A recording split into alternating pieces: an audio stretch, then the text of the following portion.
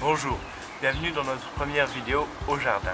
Ici on est sur un petit carré d'expérience avec un paillage sur de bois et copeaux de bois.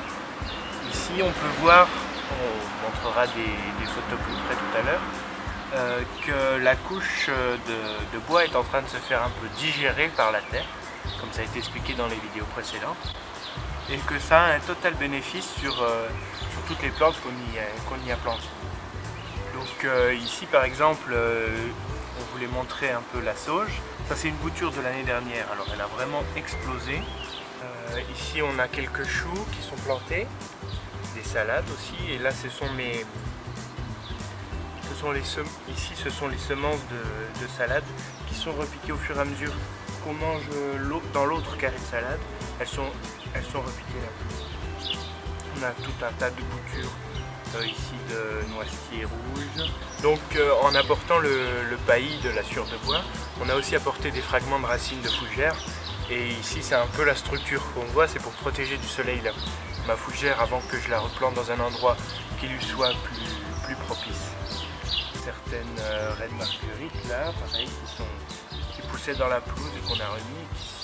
En une année on a eu un véritable essor.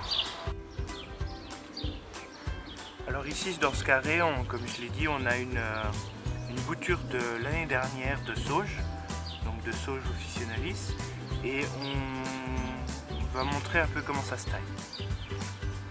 Donc la meilleure chose à faire pour la sauge, c'est de tailler au plus près de la terre, parce que comme on voit cet effet buissonnant là, c'est vraiment ce qu'elle arrive à faire en à peine un mois. Là je l'ai taillé il y a un mois, on voit quelques cicatrices ici.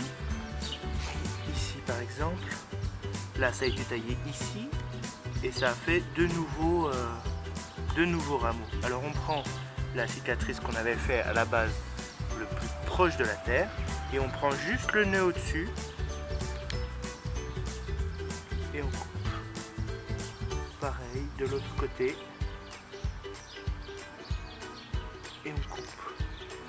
C'est un peu périlleux, mais en fait on récolte la plus grande partie tout en stimulant la plante pour la prochaine récolte.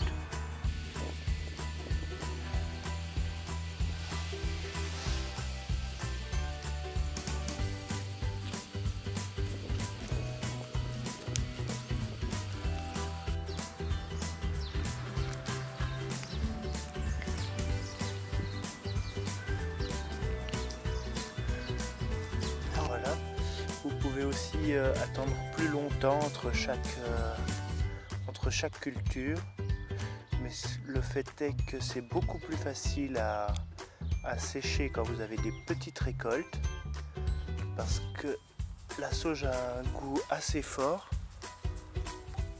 C'est assez difficile à écouler la récolte d'un seul pied, et ici j'ai deux pieds, je vous montrerai tout à l'heure le pied qui a 2 ans de plus, qui est assez conséquent.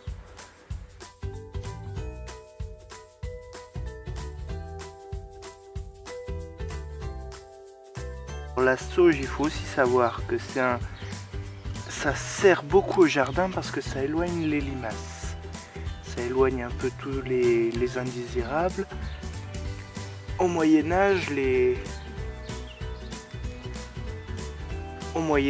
moines qui faisaient aussi les jardins en carré, au lieu d'utiliser le buis comme on voit beaucoup dans le jardin à la française pour délimiter ces carrés, on utilisait la sauge parce qu'en fait ça faisait un peu comme une barrière de protection contre les envahisseurs mollusques que personne n'a envie de retrouver au milieu de ces salades en train de se goinfrer de jeunes pousses.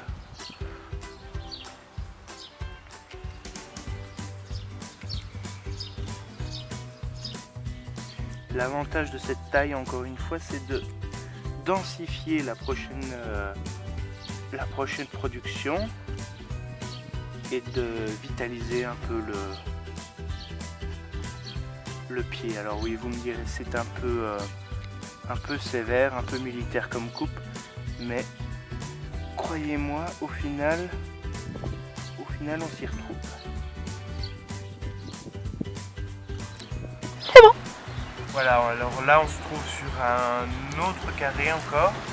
Ici c'est plutôt le carré aromatique avec mon premier pied de sauge, donc ici qui a pris beaucoup d'ampleur. Et on voit la ciboulette, il y a du persil, du thym, voilà, là il y a d'autres boutures de sauge.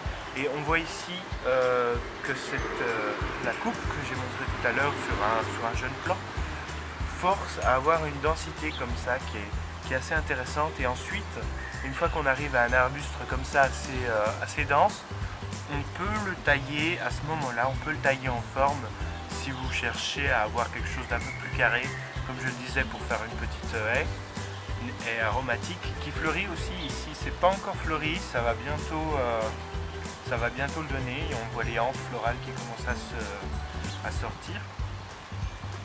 Et c'est ici qu'on va pouvoir ensuite donner les formes, si c'est ce qui vous intéresse. On a gardé une taille très floue qui se mélange au rosier, qui se mélange aux fleurs de la ciboulette aussi. Et là, quand les fleurs vont venir violettes comme ça, rajouter. En fait, les plantes aromatiques peuvent être, sont très utiles. Et peuvent être aussi décoratifs, comme ici. Il n'y a pas de limite franche entre fleurs et condiments, tout se mélange. Il y a des choux aussi qui sont à côté des herbes aromatiques.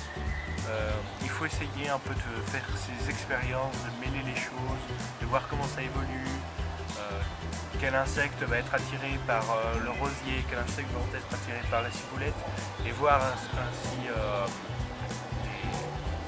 la complexité qui peut se créer dans le jardin. Bien, merci beaucoup de me suivre sur ma chaîne et à la prochaine pour de nouvelles vidéos.